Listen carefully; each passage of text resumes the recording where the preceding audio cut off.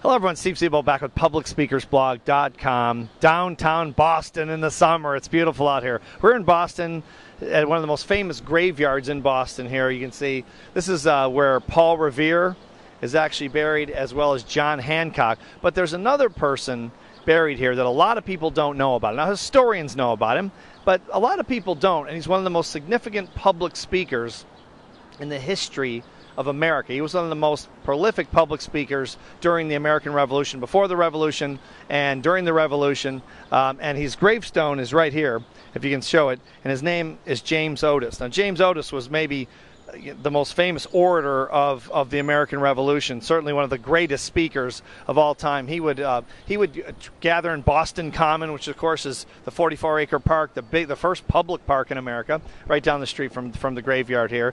And he would draw hundreds, if not thousands sometimes, of people.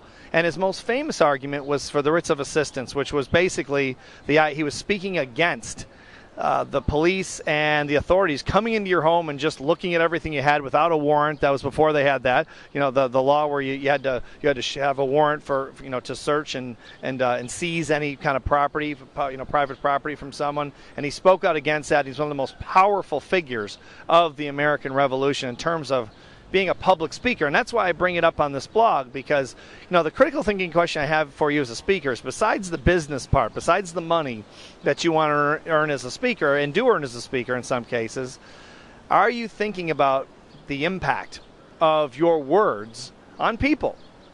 Because James Otis is not a famous speaker outside of historians and people that really study the Revolution and that time period, but in terms of his impact, he's impacted all of us, because he convinced a lot of people to think a lot differently during a critical time in American history. So have you thought about the impact of your words on people you'll never meet, people that are going to hear you speak? They're going to hear you on the radio. They're going to hear your speeches in recordings. They're going to probably hear your words translated into print. They're going to hear your words on television when you do interviews.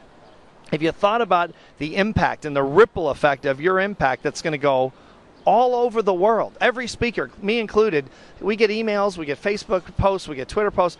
We all get communications from around the world on a daily basis saying that someone read our words, and you probably get these too if you're a speaker, and they've been impacted, hopefully positively, but your impact will go all over the world. It certainly was true with James Otis. And he changed America, really, the beginning of America, and shaped a lot of the early doctrine of and mindset of this country.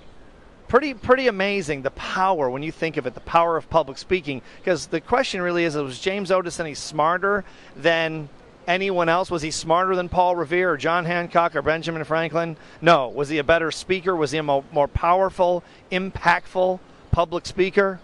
Oh, yes. No question about it. He's considered maybe the greatest speaker during that time period in American history. So think about the impact of your words and James Otis. Something to think about. So I'm Steve Siebel from beautiful downtown Boston.